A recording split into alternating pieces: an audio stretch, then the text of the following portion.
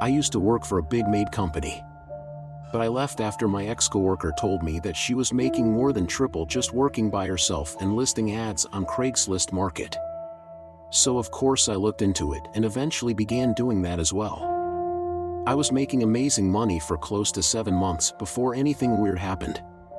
Ever since, I have never encountered someone that creepy, and I hope I never do again. I had answered a usual email from someone asking me to clean their house. The way it works is they tell me what rooms they want me to do, and I charge the price based on how long I think it will. To do this, I have to go to their house to make an estimate, or they can send me a video walkthrough. This is the way we did it at my old company, except I charge a much better price and people feel more comfortable with the same person coming over every week. The man had sent me a video walkthrough of his house, and it was very clean already. Which happens with a lot of clients who just want to maintain that cleanliness and have someone get the nitty-gritties. We set a date and time, and a few days later I went for the first time. I was going to be there for about 3.5 hours doing the top and bottom floor. No basement, and giving extra care to the kitchen and bathroom tiles. He greeted me at the door and led me upstairs so I can work my way down. And this is where everything went to shit. I began cleaning, expecting him to leave, but he kind of just stands there watching me. Which I sometimes have happen with older women who are control freaks. But this guy wasn't looking at what I was cleaning. He was eyeing. I ask him if he wants me to do anything else, and he just stands there for a second. You know, when I saw your A on Craigslist, I knew I had to have you at first. I didn't think of this in any kind of flirty way. I just saw this as some older white guy telling me, a Mexican woman, that I was meant to be good at cleaning. I didn't really care. I've heard it all the time. They usually just say things out of eye. But I wanted the money, so I kept my mouth shut and faked a response. Oh, well, thank you. I usually ask that people stay out of the room, though. It's just easier to clean that way. He said, no problem. But clearly there was, because while he left that room, he went to the room just across the hallway and sat on the bed and watched me from there. At this point, I was getting creeped out, and the thought of him watching me for 3.5 hours was very unsettling. I had an idea, and after I dusted, I started to vacuum going behind the door so I could move it leaving. It only cracked open slightly so that for the rest of this room at least he wouldn't be able to look at me. I just had to get through this day, get paid, and never come here again. I moved to the bathroom that was connected to the room. I was about 20 minutes in and scrubbing grout when I felt that I was being looked at again. I turned around, and sure enough, he was there in the doorway. Sorry to bother you. I forgot to tell you to leave the vanity as is. It was my wife's. She died years ago in '09. It's been really rough going through all that, so I want to preserve it. I said, okay. And after a moment of silence and awkward staring, he finally left. I wondered why he didn't just put in special instructions to not touch the master bathroom vanity if it were so. But as I was cleaning around it, I noticed there was some makeup on the counter that I knew had only come out a few years ago. This was 2017. And he said his wife died in 2009, but the makeup lying on the counter had a few products that came out no earlier than 2015. And I knew this because I was excited when they came out, and for what it's. If this vanity had been preserved, it would have looked a lot worse if I wasn't sketched out before. I definitely was now, thankfully. For the rest of the time I was upstairs, he didn't look at me or talk to me. I was dreading going downstairs. But I was halfway done and just needed to get the rest of it over with. I got to the kitchen and started there. From the kitchen, you could see the living room, and again, something was off. This guy had 0 pictures hanging up. I've cleaned so many homes, hundreds at this point, and I've never seen a house with no pictures. Even people that lived alone had at least holiday cards of other people's families on their fridge. I don't know why it freaked me out so much, but it did. And right when I decided I was just gonna do the rest really fast and cut some of the cost for him, he appeared in the archway and asked if I could do him a favor. I hesitantly asked. To which he said he knows it specifically says no basement. but he forgot he's having guests over next week, and that was where the pool table and everything was. And he just, once it quickly vacuumed, I told him I was on a really tight schedule and wasn't sure if I could do it today. But maybe next time. He then said I could skip the dining room cause it's never in use and just do the basement floors. I responded explaining that I could come back tomorrow and do the whole basement instead of just the floors if he wanted, just trying to push it off a little bit. But this was when his whole demeanor changed. He started to get really weird and said that he just wants the floor done. And he couldn't understand why I wouldn't just do it today. He went on to say that he and his wife really needed the floors done down there, his wife. The one that had died years ago. That was the moment I realized that this guy was clearly trying to do something horrible, but I didn't know what I told him. If I have time, I will. Well, can I just show you? To get done down there, it won't take long. Just really quick. Knowing he wasn't going to stop, I pretended to get a phone call. So I went to the other room. I then called my friend to explain what was happening. He was still watching me carefully, so I spoke in Spanish, praying he didn't know any. She agreed to drive to this address and make sure when I left, he didn't try to follow me or. I got off the phone and told him that I had a family emergency and I could come back tomorrow to finish everything, which was obviously a lie. He looked at me with the coldest look on his face and replied, "Don't bother." Then he walked upstairs while I gathered my things. I knew I wasn't going to get paid, but at this point I just felt lucky to leave. My friend got there while I was loading my trunk. And the guy was staring at me through the window the entire time I left, and when I got home, I called the police to tell them what happened. But there wasn't much they can do. Since he didn't break the law, he was just being creepy. They basically just told me the obvious, to not go there again, which I clearly wasn't going to. Just a reminder for everyone. If you provide a service through sites like Craigslist, there is no sure way to tell who's weird and who's not. So make sure to trust your gut and always let someone know the address you're going to and when you're supposed to leave, just in case. I don't know what was wrong with that guy or what he had planned for me in that basement, but I hope nobody else has to find out. I tried buying a truck off of Craigslist some years ago, and before you say anything, it was a great price and I wasn't in the best financial situation. I'd never actually used Craigslist before, but I knew it was an average place for people to sell their stuff, which meant that it was usually cheap. Even with the cheap prices of cars on the site.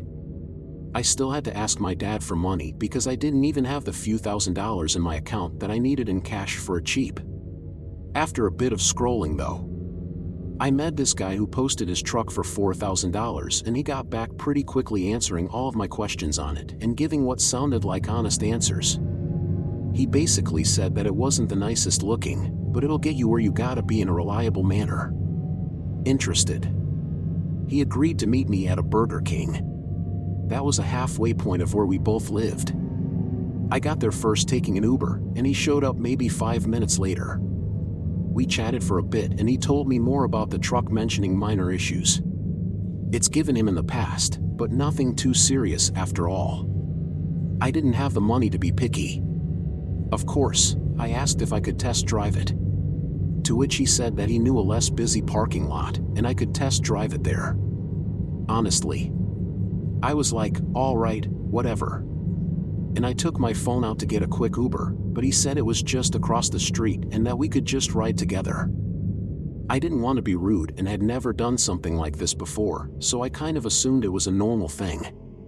Looking back, I should have told him to F off, but I was young and he was old, so for some reason I trusted him. As I got inside, he asked me if I had my license on me, which was just another reason I trusted him. He seemed like he was a genuine guy. He started driving though. We went a little further than across the street, probably a few blocks away from the Burger King, to this empty parking lot away from the main road, which was the first red flag to come up, even though it should have been the second or third. Alright, let's switch, he said, putting the car in park. As we were passing each other around the car, he threw me the keys saying heads up. But they landed nowhere. I mean, I would have had to dive into the concrete to catch them awkwardly. I went to pick them up and just as I bent down, I felt the weight of his foot slam against my side, and before I knew it, he was on top of me, ripping my wallet out of my back pocket and running back towards the truck. I immediately grabbed the keys from the ground, thinking he must have forgotten them in the heat of the moment, and that I could possibly force a trade. Unfortunately, the keys he threw at me must have just been fake, because he just drove away, leaving me stranded there. Stupidly. What makes everything worse is that it all happened so fast I couldn't even get the damn license plate. I still had my phone though, and the first thing I did was cancel the only card I had, because I couldn't risk him spending money I didn't have. And then I called the police. I walked back to the Burger King and filed a report when they met me. But with only the description of a rusty white truck and an average middle-aged white guy, nothing ever came of it. He took the ad down, and his email wasn't even a real name, apparently. It was just named after a video game character. And again, I didn't get his plates. So all in all, I lost $4,000 of straight cash. Had to wait for a new card in the mail, had to get a new license, and they didn't even catch the. Moral of the story is, don't use Craigslist and don't be as stupid as I was. Craigslist is not something I would use often. I mean, less than once a year for sure, but sometimes it's just the easiest way to sell something that would otherwise be impossible to sell quickly. However, after this happened to me about 3 years ago, I never used Craigslist again. I was 22 at the time and lived in a very small house with a roommate of mine for over a year before he moved out. The lease ended in a few months anyways, and without a roommate to split the rent with, I could no longer afford the property. Thus I had to move out as well. It wasn't too hard to find an apartment, but it was way smaller than the house. This meant that I pretty much needed to get rid of all of my furniture. The couch was basically unused, and my roommate and I bought it just over a year ago when he moved in. So it would be a total waste to just put it on the side of the road for someone to pick up. The thing was expensive, and I could really use any extra money to help with the move. So of course I resorted to Craigslist. This was my first time ever selling anything on the site, as I was always the one to buy stuff. I had never had any weird experiences. Aside from just the awkward feeling of being in someone else's house and meeting a stranger, though, being the person selling this time, I felt much more comfortable since I would be at my house anyway. It took a bit over 2 weeks for someone who was seriously interested to reply to the ad and ask to come check it. He ended up calling me to ask a few questions about it. Honestly, it made me feel better, since I assumed he was probably just trying to be safe and make sure I wasn't some creep. His name was David, and he told me that he moved into a new house and needed some cheap furniture to fill the space. I mentioned that I was in the exact opposite position, leaving my house for an apartment. He responded asking politely why I was leaving.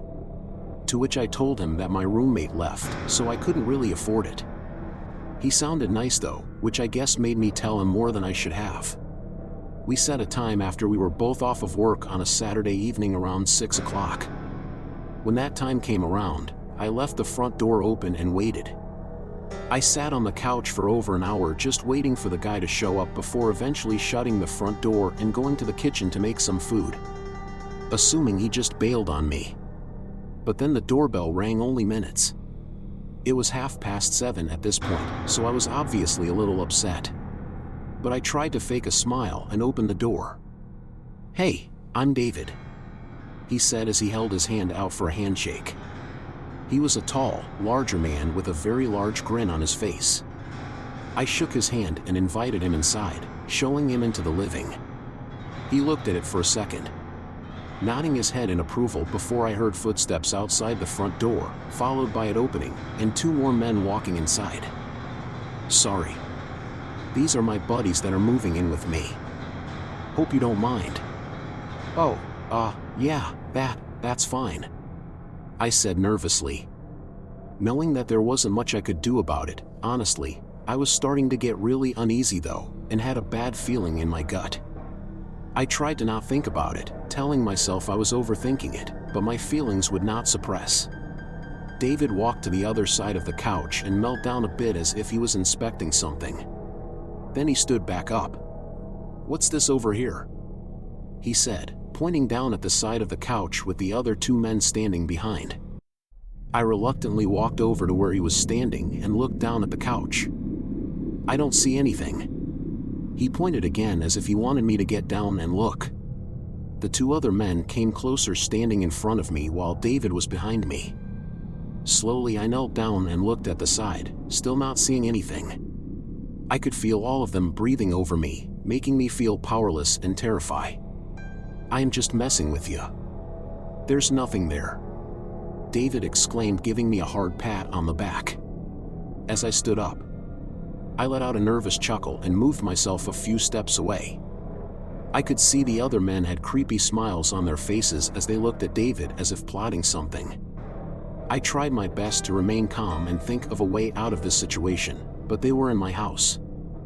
I couldn't just leave, and I was too scared to ask them to leave. "So do you like it?" I asked, trying to speed up this process. David looked at his friends and then back at me. His happy, smiling expression had shifted. There was a very odd moment of silence as I stared into David's empty eyes, a calm before the storm. One of the men tackled me to the ground, pinning me down aggressively. My instant reaction to resist was overpowered by his strength, and I gave up quickly, just hoping to not be any further harmed. David and the other man ran through the house, looting it of everything valuable, creating chaos and mess in all of the rooms. The man on top of me continued to hold me tightly, pushing my head into the hardwood and floor with all of his weight. After a few minutes, David called out by the front door, and the man got off of me and ran out of the house. I heard their truck pull out and speed, as I laid on the ground in shock, pain, and terror. After a couple minutes, I gathered myself up and slowly stumbled to the front door to close and lock it. I called the cops soon after, to no one's surprise. David wasn't his real name, nor was the email or phone number attached to any identifiable person. They collected some fingerprints around the house and took pictures of their shoe prints on the ground. But the case ran cold with no suspects at all. The only thing they were able to identify was that the shoe prints left at my house were the same as ones left at someone else's house a few weeks ago. During a similar attack and robbery, that person was also alone in their home. It's suspected that they tried to find those who live alone. So obviously I kind of fucked myself over by telling the man about my roommate who had left. Either way, that experience has caused me a lot of stress and anger.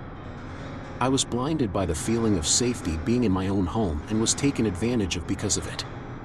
Sites like Craigslist are dangerous, and people need to be more aware of the dangers of willingly inviting unknown, seemingly innocent people into their homes.